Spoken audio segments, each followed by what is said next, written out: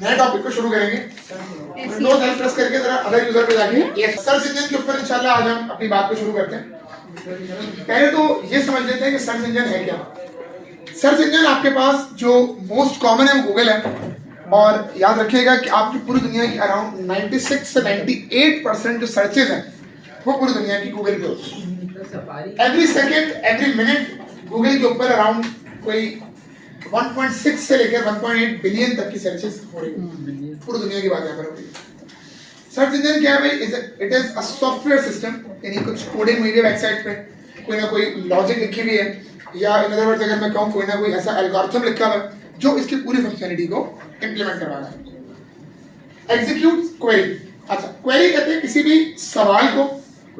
For example आप Google में जाते हैं तो आप कभी कभी पूरा का पूरा क्वेश्चन टाइप करते हैं, जैसे for example how to do this, why this happens, या व्हाट इज दिस, फलाना फलाना, या कभी कभी इवन आप कुछ कीवर्ड लिख देते हैं। फॉर एग्जाम्पल अगर मुझे कपड़े देखने तो मैं जाके डायरेक्टली कीवर्ड लिखूंगा क्लोथ्स, उससे रिलेटेड जितनी भी वेबसाइट्स होंगी वो मेरे पास ऊपर आ जाएंगी। अब सवाल ही पता होता है यार, कोई भी स्पेसिफिक वेबसाइट अगर टॉप पर आ रही है, ऊपर आ रही है जी। अच्छा, क्वेरीज क्या चीज है? फिलहाल हमारे पास कीवर्ड। अच्छा, अब कीवर्ड बहुत सारे हो सकते हैं। अब ये सवाल ही पैदा होता है कि यार कोई भी स्पेसिफिक वेबसाइट अगर मेरे पास टॉप पर आ रही है तो उसका क्राइटेरिया क्या होगा, वो उसकी ऐसी क्या वजह होगी, ऐसी क्या क्वालिटी होगी, ठीक है, कि वो टॉप पर आ रही है। अब ये सारा का सारा काम दो तरीकों से होता है। एक को हम कहते हैं SEM, एक को हम कहते हैं SEO। दोनों समझाता हूँ वन बाय वन। SEM का मतलब होता है सर्च इंजन मार्केटिंग। क्या होता है भाई? Search engine marketing. आपने काफी दफा देखा होगा जब आप कोई भी वेबसाइट सर्च करते हैं तो जो वेबसाइट टॉप पे आती है उसके ऊपर लिखा होता है स्पॉन्सर्ड, उसके ऊपर लिखा हुआ होता है ad. Search engine marketing involve paid campaigns, जब आप अपनी वेबसाइट के रैंकिंग को बेहतर करने के लिए पैसा खर्च करते हैं, ठीक है। फॉर एग्जांपल आपने गूगल से कुछ एक पैसा उसको दिया और आपने कहा जी मेरी वेबसाइट जो सबसे आपने टॉप पे देखा, ठीक है, तो इसकी प्रायोरिटी एसईओ से थोड़ी सी ज्यादा है, क्योंकि डायरेक्टली आपके सर्च इंजन को आप पैसा पे करते हैं। अच्छा, डोमेन के हिसाब से हाँ, उसके ऊपर भी आते हैं, हमें हर चीज कवर करना है। बोलो किसके ऊपर बता। अच्छा, अब बिना पेमेंट के हमारे पास स्ट्रेटजीज क्या है एसईओ तो इस कोर्स के अंदर इंशाल्लाह सर हम अपनी वेबसाइट को जब मतलब रैंक करवाते हैं उस पे मतलब कि गूगल पे रखते हैं, इसके लिए हमें डोमेन और हॉस्टिंग खरीदनी पड़ती है। बिल्कुल ऑब्वियस। गूगल के ऊपर कोई भी वेबसाइट, देखो बात करना होगी, गूगल के ऊपर कोई भी वेबसाइट तब तक रजिस्टर नहीं होगी जब तक आपके पास कोई डोमेन ना हो। डोमेन होगी तो उसी डोमेन को गूगल अपने पास इंडेक्स करेगा, उसी को अपने पास रजिस्टर करेगा। सही है। Keywords appear as one begin start. अब गूगल का एक और फीचर भी है, ये गूगल पे नहीं सारे सर्च इंजन पे होता है। माइक्रोसॉफ्ट का बिंग है, गूगल तो हम सब जानते हैं, याहू भी एक सर्च इंजन है। याहू की फुल फॉर्म भी अगर किसी को पता हो तो पता है किसी को? याद था भूल गए, मुझे फुल फॉर्म नहीं हो नहीं याहू की फुल फॉर्म है निकाल रहे सर को भी नहीं पता। दिखाना जरूरी होता है, पढ़ लो भाई। Yet another सर याहू ही सही है, ठीक है, याहू ही सही है। हम तो याहू कर रहे होते हैं, लेकिन गूगल की फुल फॉर्म है हाँ किसकी? Global oriented language of, globally oriented क्या उस तरह कुछ है, ग्लोबल ओरिएंटेड लैंग्वेज ऐसा कुछ है, इसका भूल रहा हूँ उसको। सर इसके सर्च इंजन के टूल वगैरह भी तो बनते हैं ना। किसके? हाँ बनते हैं। हम वन बाय वन जितना इसको डिस्कस कर सकेंगे वो करेंगे, बाकी जितना फिर एक्सप्लोरेशन के रह जाएगा, अगर आप पढ़ना चाहो तो आप वो कर सकते हो। ये हमारा थोड़ा लिमिटेड सा कोर्स होता है, 3-4 सेशन में इसको निपटाना होता है। खैर, अब आपके पास दूसरी आती है search results appear in search engine result pages, यानी SERP। अब ये SERP क्या है वो समझने, देखिए आपके सामने दो पिक्चर्स बनी हुई है स्क्रीन पर, अगर आप लोग देख सको। यस। पहली पिक्चर के अंदर क्या दिखा है? गूगल का जो सर्च बार होता है, जहाँ पर आप कोई भी चीज को सर्च करते हैं, वो पिक्चर है जहाँ पर आप अपने कीवर्ड्स, अपनी क्वेरीज को टाइप इन करते हैं। जब आप टाइप करते हैं तो आपके पास मल्टीपल सजेशन आ रही होती है। आप अगर चाहें तो आप उस सजेशन से भी कुछ सेलेक्ट कर सकते हैं और अपना पूरा कीवर्ड लिख के भी आप सर्च कर सकते हैं। अच्छा, अब उसके नीचे दो बटन होते हैं, एक होता है गूगल सर्च और दूसरा अगर किसी ने फोकस किया तो लिखा होता है आई एम फीलिंग लकी। देखा? नहीं सर, चलो अभी दिखाए थे अभी आप लोगों को। फीलिंग लकी तो कभी आई ही नहीं है गूगल वो सर। यूज करते हो पढ़ो ये ना गूगल सर्च अब बराबर में लिखा होता है आई एम फीलिंग लकी। अब होता क्या है अब ये समझिए सबसे पढ़ने का अगर आप गूगल सर्च करेंगे तो आपको पूरा एक रिजल्ट पेज मिलेगा। उस पेज के ऊपर मल्टीपल लिंक्स होते हैं। लिंक्स किसी से होते हैं फॉर एग्जांपल आपने सर्च किया क्लोथ्स, अब कपड़ों से रिलेटेड जितनी भी वेबसाइट्स होंगी वो तमाम आपको उस पेज के ऊपर शो हो जाएंगी। ये लिंक्स आपको जिस पेज के ऊपर शो होते हैं उस पेज को हम कहते हैं भाई SERP यानी search engine result page. Search engine result. ये एक नहीं होता, अगर आप बिल्कुल इसको नीचे स्क्रॉल डाउन कर लें तो नीचे शायद कभी कभी 20 तक कभी 100 तक ये नंबर लिखे होते हैं। ये मल्टीपल पेजेस होते हैं। कैसे होते हैं देखें। फॉर एग्जांपल यहाँ पे मैंने क्लोथ सर्च किया, अब मैं नीचे कहता हूँ तो देखो बहुत सारे लिंक्स आ रहे हैं। यस सारे पेजेस ये रिकग्निशन। हाँ कभी आपने यूज तो नहीं किया होगा इसको, ज़रा मैं पहले क्या जाता है मैंने बहुत बार इसका हाँ वो नंबर कैसे दिया होगा ठीक है। अच्छा समझ लो भाई, यहाँ तक बात समझ लो। तो इसके अंदर जो SERPs होते हैं वो एक नहीं होता मल्टीपल होते हैं। मल्टीपल होते हैं। अच्छा मल्टीपल अब होते हैं। किस वेबसाइट ने ऊपर आना है किस वेबसाइट ने नीचे आना है ये तमाम चीजें डिसाइड होती हैं प्राइमरीली। नंबर 1 चीज है आपका जी बोले ओके तो मेरे को क्लास में काम करना अभी कोई काम नहीं भी पढ़ लें। अच्छा अब कौन सी वेबसाइट ने कहां पर जाना है। पहली चीज प्राइमरीली क्या चीज है आपका कंटेंट। अच्छा याद रहे मैं इसकी बात नहीं कर रहा, मैं SEO की बात कर रहा हूं। पहली चीज है आपका कंटेंट। अब कंटेंट पहली चीज तो ये कि जो वेबसाइट आपने बनाई है उसके मुताबिक उससे रेलेवेंट कंटेंट हो। ये ना हो वेबसाइट आप मैनेज कर रहे हैं कपड़ों की, कंटेंट डाल के बैठ जाए दिखोगे सही है। अब इससे क्या होगा एक UI UX का फैक्टर भी वायलेट होगा कि यूजर तो ये सोच के आ रहे कपड़े मिलेंगे खोलते ही अंदर घुस जाएगा ठीक है। इससे भी आपकी रैंकिंग के ऊपर काफी ज्यादा जो फर्क पड़ सकता है। बैड सेकेंडली आगे की चीज से बात करता हूँ।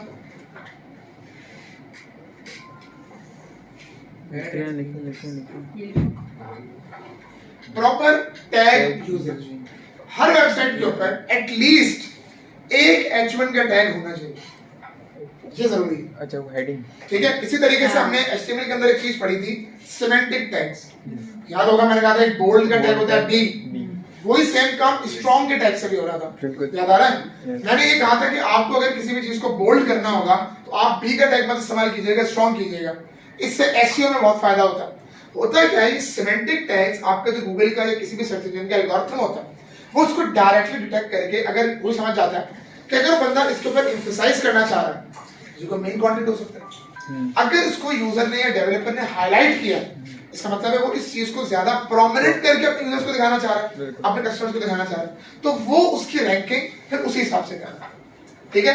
अच्छा गूगल के पास मोबाइल और डेस्कटॉप इन दोनों के लिए जो एल्गोरिथम्स हैं वो अलग अलग है। मोबाइल और डेस्कटॉप ठीक है। मोबाइल के लिए वो अलग एल्गोरिथम फॉलो कर रहे होते हैं और आपके जो डेस्कटॉप्स हैं उनके लिए अलग फॉलो कर रहे होते हैं। यानी ऐसा नहीं है कि आपने एक वेबसाइट को रैंक किया और डेस्कटॉप की जो आपकी वेबसाइट है वो फॉर एग्जांपल 5th रैंक पे आ रही है तो मोबाइल की भी 5th पे आएगी, ऐसा लाजमी नहीं। ये भी हो सकता है आपके डेस्कटॉप की तो 5th पे आ रही है, मोबाइल में कोई 10th नंबर पे आ रही है, 11th पे आ रही है या आईडी रैंकिंग में 100 200 पे चली गई है। सर ऐसा होता है ना जैसे हम कोई लिख के गेम का नाम लिखते हैं कुछ भी उससे रेलेवेंट तमाम वेबसाइट्स आ तो वो फॉर एंड्रॉइड के लिए बताता है एंड्रॉइड Yes, ना for और अगर Android पीसी में या सेट करना है फॉर तो पीसी आता है। ये सारा कुछ एल्गोरिथम के थ्रू डिटेक्ट हो रहा है। अब उसके अंदर होता क्या जब गेम सर्च करते हैं तो उसके साथ लिखे होते हैं file formats.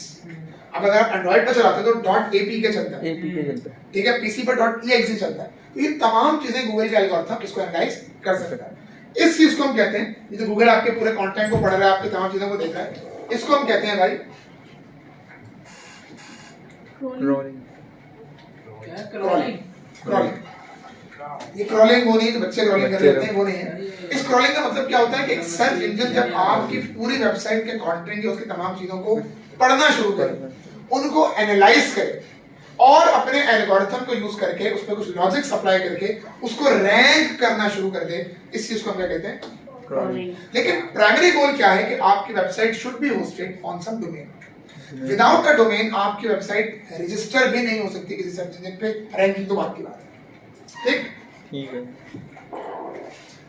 Algorithm rank SERPs from most relevant to least relevant. अब कीवर्ड्स के साथ ना कुछ चीजें होती हैं जैसे daily search volume, bidding rate, competition, ये तमाम चीजों की इन फैक्टर्स को देखकर आप अपने पास कीवर्ड्स को सेलेक्ट करते हो। बहुत सारे टूल्स हैं, आगे आने वाली क्लासेस में बात करेंगे इंशाल्लाह, अभी थियोरेटिकल बातें कर रहा हूं कि जिसके थ्रू आप इन कीवर्ड्स को ढूंढ सकते हैं, इन कीवर्ड्स को आप एनालाइज कर सकते हैं और फिर आप ये डिसाइड करते हैं कि मुझे अपनी वेबसाइट में कौन से कीवर्ड्स का इस्तेमाल करना है। अब होता है क्या, तरीके का ये होता है कि पहले आप उन कीवर्ड्स की एक लिस्ट बनाते हैं एंड देन फिर आप अपने कंटेंट के अंदर डालते हैं। अब लोग ये समझते हैं यार, फॉर एग्जांपल सर ने पढ़ा दिया अभी कीवर्ड डालने हैं, अब पैराग्राफ वगैरह सब गया बाहर में, पी का टैग लगाओ कीवर्ड डालो, इससे आपकी वेबसाइट रैंक नहीं होती। रैंकिंग कहां पर होती है कि आप अपने कंटेंट, अपने लिखे जाने वाले पैराग्राफ्स के अंदर उन कीवर्ड्स को इतना एफिशिएंटली आप फिट इन करें कि वो ये ना लगे कि जबरदस्ती कंटेंट की स्टफिंग की गई है, कंटेंट को जबरदस्ती भर दिया गया, यूं लगे कि आप अपने एक पैराग्राफ अपनी फॉर एग्जांपल हिस्ट्री के बारे में, अपनी टीम के बारे में लिखना चाह रहे थे, उससे बीच में आप उन कीवर्ड्स को भी इस्तेमाल करें। यही चीज सारी की सारी आपकी मेन चीज है एसईओ के अंदर। ये इसलिए मैंने कहा नंबर 1 पे मैंने किस चीज को रखा था, कंटेंट, क्योंकि सारा जो डिसाइडिंग फैक्टर है ना, मेजर फैक्टर, वो आपका कंटेंट। आगे आइए, क्या चीज मैं क्या कह सकता हूं। अच्छा, 4th पॉइंट पे लिखा हुआ है, 3rd पे sorry, most relevant pages are displayed on top. अब रैंकिंग कैसे होगी, पहले आपकी एसईएम की होगी, एड्स, स्पॉन्सर्ड, उसके बाद फिर आकर आपका सर्च इंजन। क्लियर होगी बात यहाँ पे। Ads are paid search results, यानी जो पैसे देते हैं कि मेरी वेबसाइट को टॉप पर। अब इसके अंदर भी कहानी होती है, तुम लोगों ने वर्ड सुना होगा ऑक्शन, नीलामी। Yes yes yes. अब उसमें होता क्या है, जो ज्यादा पैसे देगा सिर्फ उसकी हो जाएगी, स्लॉट के लिए बिडिंग, जो ज्यादा पेमेंट ऑफर करेगा उसकी वेबसाइट ऊपर जाएगी। एसईओ के अंदर बिडिंग नहीं है, एसईओ के अंदर जो जितना एफिशिएंटली अपनी वेबसाइट को मैनेज करेगा, जितना एफिशिएंटली अपने कंटेंट को सेट करेगा, उसकी वेबसाइट उतनी ज्यादा टॉप पे टॉप। एड के लिए पैसे बना, एड्स देखो, एड के लिए पैसा नहीं देना चाह रहे, एसईओ कर लो।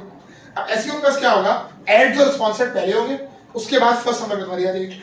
डिपेंड करता है कि आपका कीवर्ड सही होना चाहिए, ठीक है। उस कीवर्ड, हाँ मतलब कीवर्ड को समझ लो कोई भी लफ्जों का मजमूआ जो तुम सर्च कर सकते हो। फॉर एग्जांपल पीपल जो सर्च, हाँ, फॉर एग्जांपल ले लो, मैं तुम्हें कहता हूँ मुझे रेड कलर की शर्ट चाहिए, क्या सर्च करोगे? पर्पल शर्ट, पर्पल कहाँ से आ गया, रेड की बात करो। रेड शर्ट, सबसे पहले तो क्लोथ सर्च करें, red shirt for party, red shirt for parties, red shirt for, अब यही चीजें एनालाइज, बहुत सारे टूल्स हैं, गूगल का अपना भी टूल है कीवर्ड मैनेजर के नाम से, सेमरश के नाम से है, और भी एएचआरएस के नाम से है, कीवर्ड वर्ड स्ट्रीम के लिए बहुत सारे, हम एक आध एक्सप्लोर करेंगे इस पूरे कोर्स के अंदर। अब ये काम क्या कर रहा होता है, ये जितने भी कीवर्ड जो यूजर सर्च कर रहा है ना डेली या मंथली वॉल्यूम के साथ, उन तमाम को एक जगह पर कलेक्ट करते हैं। आप इसको देखकर अपनी रेलेवेंट डोमेन सेलेक्ट करके, अपनी इंडस्ट्री सेलेक्ट करके आप तमाम कीवर्ड को वहां से पिकअप कर सकते हैं।